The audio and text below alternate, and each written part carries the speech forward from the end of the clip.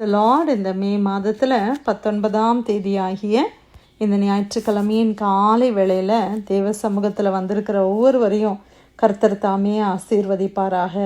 இந்த நாளிலும் நம்ம தியானிக்கிற கர்த்தருடைய வார்த்தை நம்முடைய பரிசுத்த வேதாகமத்தில் சங்கீதங்களின் புஸ்தகம் 122வது சங்கீதம் 7வது வசனம், சாம் 122 verse 7. உன் அலங்கத்திற்குள்ளே சமாதானமும் உன் அரண்மனைகளுக்குள்ளே சுகமும் இருப்பதாக. ஆமென், அல்லேலூயா.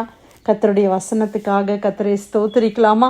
உன் அலங்கத்திற்குள்ளே சமாதானமும் உன் அரண்மனைகளுக்குள்ளே சுகமும் இருப்பதாக. ஆண்டவர் ஒரு அருமையான வாக்கு தத்தத்தை இந்த காலை வேளையில், இந்த ஓய்வு நாளின் காலை வேளையில் ஆண்டவர் நமக்கு கொடுத்திருக்கிறார்.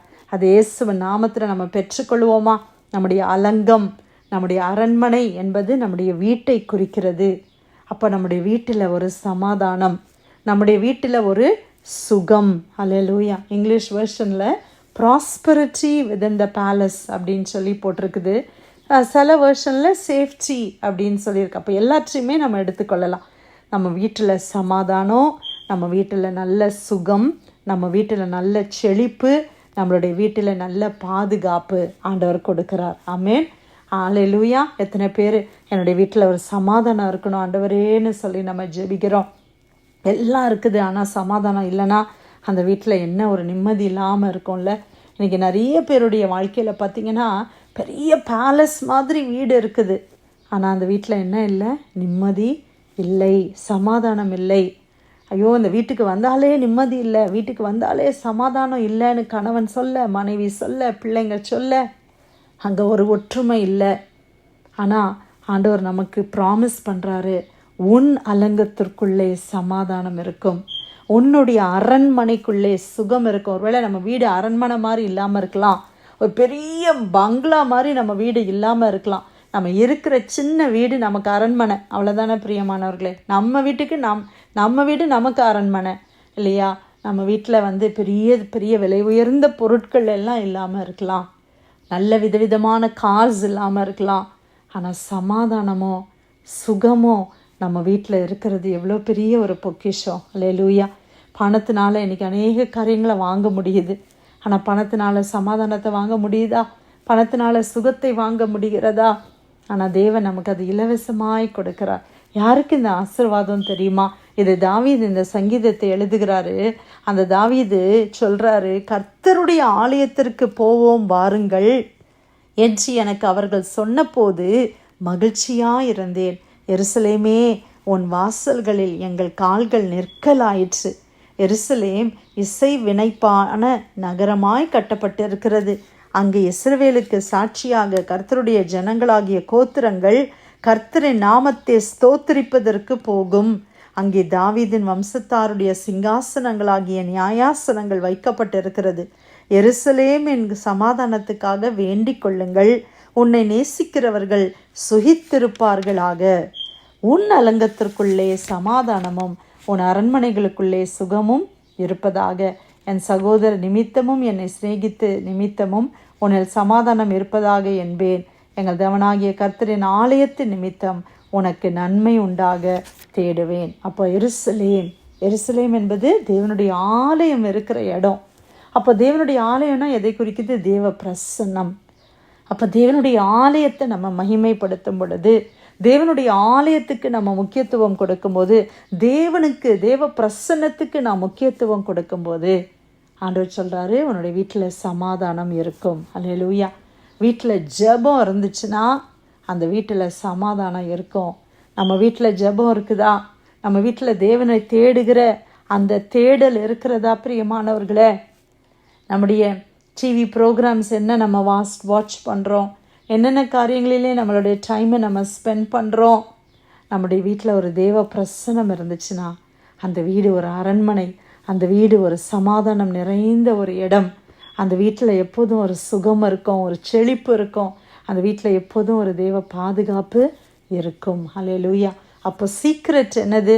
இந்த வசனம் நமக்கு ஒரு வாக்குத்தத்தம் தான்.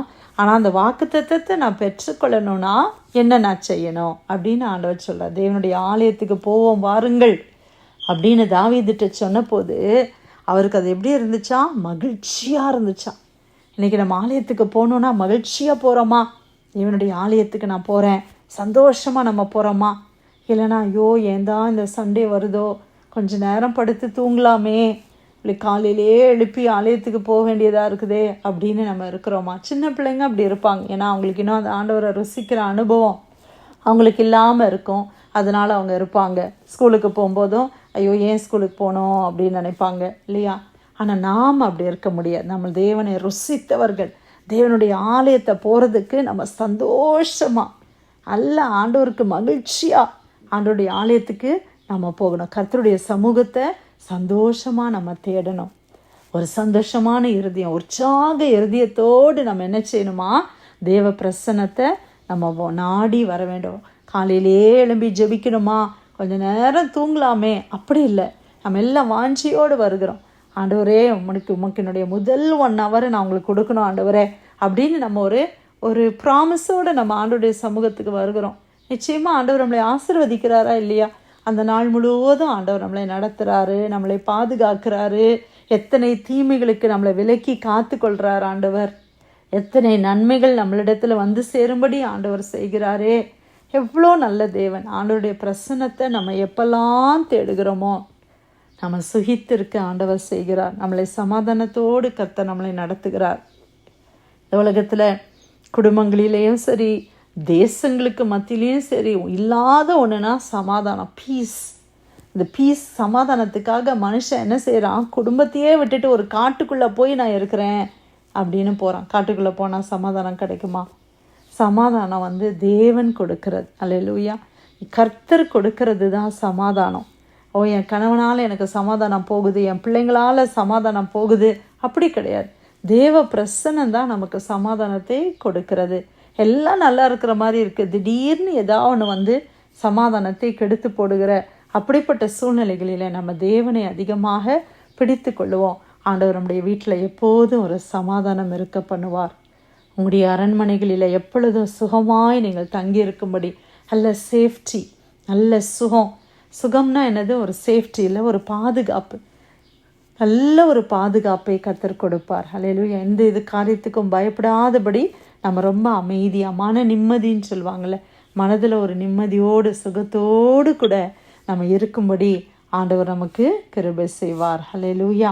சங்கீதம் 122 7 உன் அலங்கத்திற்குள்ளே சமாதானமும் உன் அரண்மனைகளுக்குள்ளே சுகமும் இருப்பதாக. கர்த்தர் கொடுத்த நல்ல வார்த்தைக்காக நன்றி செலுத்தி இந்த ப்ரேயர் லைனில் வந்திருக்கிற யாராவது ஒருத்தர் இந்த காலை வேளையில் நம்ம ஜெபிக்கலாமா?